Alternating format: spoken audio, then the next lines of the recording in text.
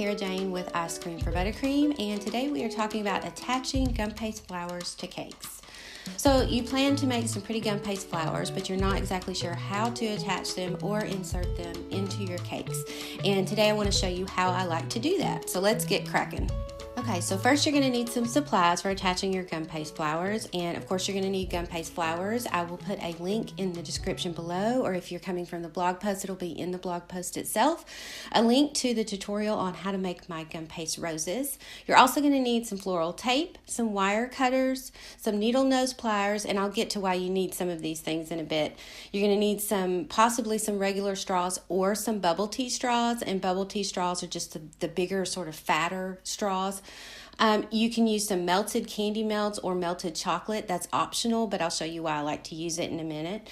You'll also need a small Ziploc bag or a piping bag, and then of course you're going to need a cake, either buttercream or fondant covered. And today I'm just going to use a buttercream cake that I made just for this purpose. So all right, the first thing you want to do is you want to make a plan. You want to think about the types of gum paste flowers you're actually going to be adding onto your cake. So are they small flowers or like tiny blossoms like the picture here? If they are, a lot of times you can just attach them with buttercream if you're attaching them to a buttercream cake, or you can use royal icing or melted candy melts if you're attaching them to a fondant cake. If they're small like that, they're not made of wires, you can just stick them directly onto the cake that way. If they are medium-sized gum paste flowers, sometimes you can get away with attaching them with some melted candy melts or royal icing if they're sort of on the smaller range of medium. But what you can do is sometimes you can make smaller, medium-sized gum paste roses on toothpicks instead of wires, and then you can just stick them directly into the cake. And this is really good if you're making sort of a cascade design. If you just use the toothpicks, you make your gum paste roses or your medium-sized or small gum paste roses on toothpicks, then you can just stick them directly into the cake, into the cascade fashion. It just kind of makes it easier instead of having to make a whole bunch of roses on wires. For medium-sized or larger gum paste roses that you have made on wires, you do need to attach them or insert them into the cake in the correct manner. You don't want to just stick the wires directly into the cake. That can make people sick. It's just wires and floral tape just directly into the cake is just, well, it's pretty gross. You don't want to do that. So I'm going to show you a couple tricks that I use to help make it food safe. So the first trick is if you're adding more than one flower, you want to bunch them in small little arrangements or small little bunches. You can just use floral tape to do that. You just want to make sure that they're not huge bunches because that will be too heavy. It'll drag on the cake. It'll drag the cake down a little bit, or it'll make too big of a hole. It could mess with your structure. And it's also too big to fit into a straw because what we're going to be doing is inserting a straw, whether that is a larger straw or some of the little smaller bendy straws, but your stem of where you've wrapped the wires, you're going to want to stick that into a straw, and if you've made your bunch too large, it's not going to fit into the straw. And the second tip is that you don't want to make a whole huge bunch of holes into your cake. So you don't want to make 10 different bunches and just start sticking them all into one side of the cake. That's going to really mess with your structure, especially if you have a tiered cake or something like that. That would just make me really nervous.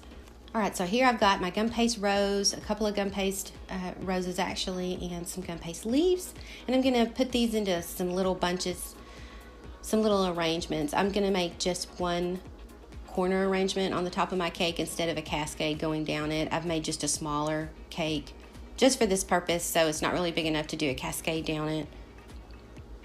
So I'm just bunching 3 rose leaves together and just wrapping it with the floral tape. Just remember when you use floral tape that you want to pull it a little bit and stretch it. That kind of activates the stickiness on it. And then just kind of keep looking at your flowers, figuring out what the best way is to attach them, how they look the best.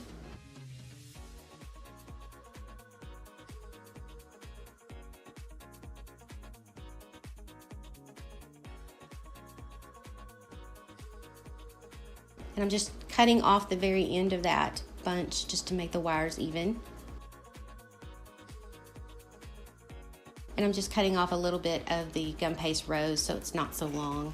You just want to make sure that you're not cutting it off too much because you don't want to short Gumpaste flower. If it's a heavier flower, you want the stem to be as long as you can get it without just sticking up too high out of the cake. And I'm just seeing how it looks together and just adjusting. Just keep looking at it and seeing how you want your arrangement to look. You can always adjust them. I'm just playing around with my arrangement to see how I want it to look.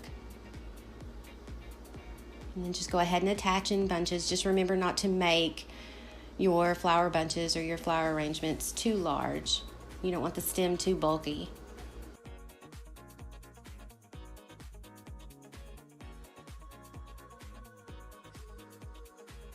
And I'm just looking at how I want to arrange the yellow roses.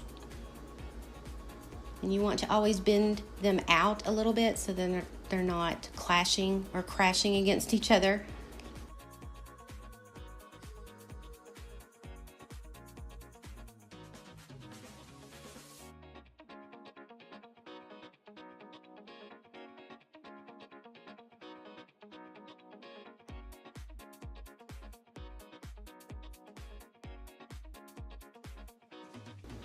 And that's how I want it to look on my cake. I'm just doing 2 separate bunches so one doesn't get too heavy.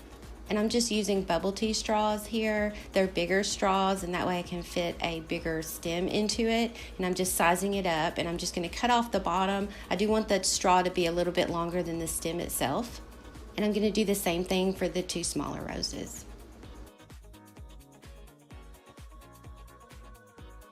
And a handy thing to use is the needle nose pliers, and I want to show you how I like to do that. Is if you just grab them right underneath the roses or the flowers, right there where it attaches to the wire, it's easier to use them as sort of your hands or sort of your fingers, because you're going to use the needle nose pliers to insert the cake or to insert the gum paste flowers into your cake, and it's just easier because your fingers sometimes get in the way. Okay, so now we have our cake, and I'm just kind of sizing it up to see exactly where I want to put the arrangement and making sure that the stem is not taller than the cake because I don't want it to stick up too high. So I'm going to insert my bubble tea straw first, and it was a little bit too tall, so I'm going to pull it out just a bit and cut the very top off, push it back in. And now I'm using a little bit of melted candy melts. Don't put too much in or it's going to squirt out when you insert your flower. But just a little bit helps with stability, and it helps kind of coat around the stem. And so I'm just going to insert the flower. I'm going to do it a little bit slowly so the candy melts don't come out. And then I use my needle nose pliers to push it down, and then I just arrange it. I'm just adding in a little bit more candy melts to make it stable. And inserting the second bubble tea straw for my second floral bunch. Adding some melted candy melts. And then adding in my second bunch of flowers. And then you can just arrange them how you like. Okay, I want to just give you a couple of warnings. Just make sure, like I said, not to make your floral bunches too heavy or too thick. If they're too thick, they won't fit into the straw. And if they're too heavy, they're going to pull down on the side of the cake. You also don't want to add a ton of holes in your cake because that's really going to mess with the stability. And whatever you do, do not stick wires or stems. Even if you're using faux flowers, do not stick them directly into the cake because that is not food safe and you don't want to do that. So if you are making this cake for a client or a friend or whoever, and you're not going to be there whenever they start cutting and serving it, you always want to leave them with a little note card or something that you've written down that lists all the non-edibles that are in the cake. You want to tell them to make sure to take those out, remove them from that cake before they start serving it. And it doesn't have to be anything fancy. It could just be a little card like this, or you can just handwrite it and just make sure to list it out. Non-edibles in this cake are, and like this one I've listed 2 straws or 2 or 3 small gum paste flower arrangements. That way they know that they have wires. I've also added on here, please note, the gum paste flowers have wires in them. That way they know they're not supposed to be grabbing it and chewing on the flowers or eating it. And you think I'm kidding. I'm not kidding. That has happened before. You always want to leave notes like this because people who don't do cakes, they don't know. They just don't realize it. So just make sure to let them know the things in there that are not edible that they need to remove before serving. And don't forget to check out the other videos and links that I've mentioned. They'll be in the description below if you're coming from YouTube, and they will be in the blog post as well. They are links for how to make a large gum paste rose and how to make gum paste rose leaves.